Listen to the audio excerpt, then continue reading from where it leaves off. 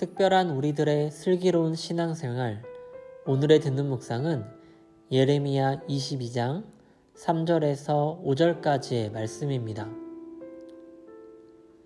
여호와께서 이와 같이 말씀하시되 너희가 정의와 공의를 행하여 탈취당한 자를 압박하는 자의 손에서 건지고 이방인과 고아와 과부를 압제하거나 학대하지 말며 이곳에서 무죄한 피를 흘리지 말라. 너희가 참으로 이 말을 준행하면 다윗의 왕위에 앉을 왕들과 신하들과 백성이 병거와 말을 타고 이 집 문으로 들어오게 되리라.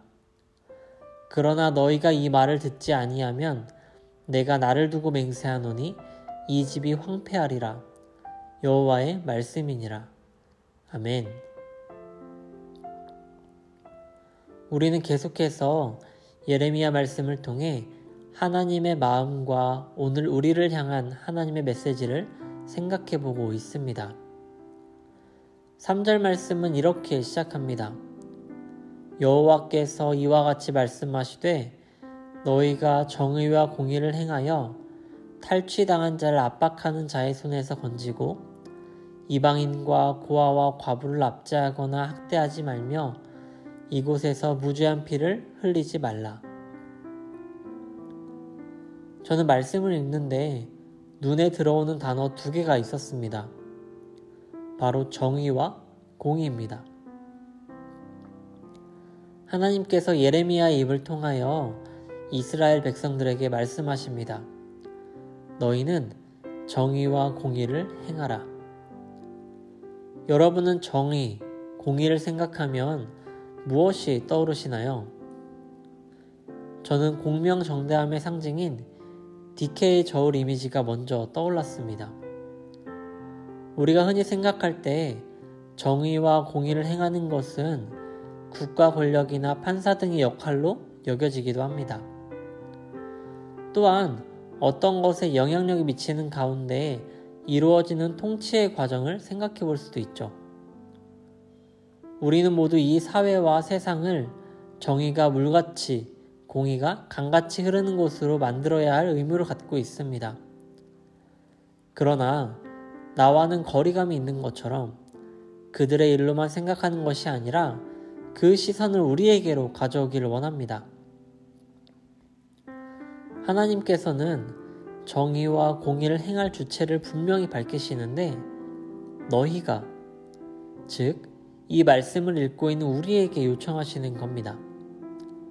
3절 말씀의 하반절은 그 내용으로 탈취당한 자를 압박하는 자의 손에서 건지고 이방인과 고아와 과부를 압제하거나 학대하지 말며 이곳에서 무죄한 피를 흘리지 말라고 합니다. 이 부분을 메시지 성경으로 살펴보니 사람 사이의 일을 공정하게 다루어라 라고 표현됩니다. 단순히 착취당하는 자를 구해주는 것, 남을 착취하지 않는 것 뿐만 아니라 우리의 일상의 모든 관계와 영역에서 공정을 이루며 살아가기를 원하신다는 거죠. 이어진 4절 말씀을 보면 하나님께서는 이것을 준행하라고 하십니다. 준행의 사전적인 의미는 그대로 좇아서 행하다인데 이 말은 다른 말로 순종으로도 사용할 수 있습니다. 즉, 하나님께서 우리에게 명령하신 그것을 우리가 그대로 행하는 것입니다. 그럴 때 우리에게 주시는 약속과 그렇지 않을 때 주시는 경고를 함께 하시죠. 하나님께서 우리에게 말씀하시는 분명한 기준이 있습니다. 그것이 바로 준행입니다. 하나님의 말씀에 순종하는가, 하지 않는가가 중요하다는 겁니다. 이 듣는 묵상을 듣고 계신 여러분께 질문 드리고 싶습니다. 여러분은 일상의 자리에서 하나님의 말씀을 준행하고 계신가요? 하나님께서는 작은 나에게 모든 것을 요구하시지 않습니다. 다만 나의 삶 속에서 하나님의 말씀을 지키며 준행할 때 우리의 삶을 통해 시작되는 하나님 나라를 약속하시는 겁니다. 사랑하는 신광의 성도님들, 오늘 우리가 살아가는 세상은 참 어려운 세상입니다. 정직하고 정의롭게 살아가는 것이 오히려 바보 같고 어리석게 보입니다. 하지만 우리의 마음을 지켜서 그분 앞에 정직함으로 살아가는 우리가 되기를 소망합니다.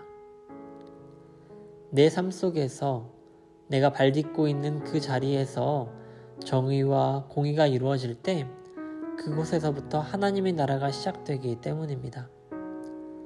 바라기는 오늘 나와 마주친 모든 자들과의 관계 속에 내가 행하는 모든 일들 속에 아름다운 하나님 나라를 이루어가는 우리 모두가 되기를 간절히 소망합니다.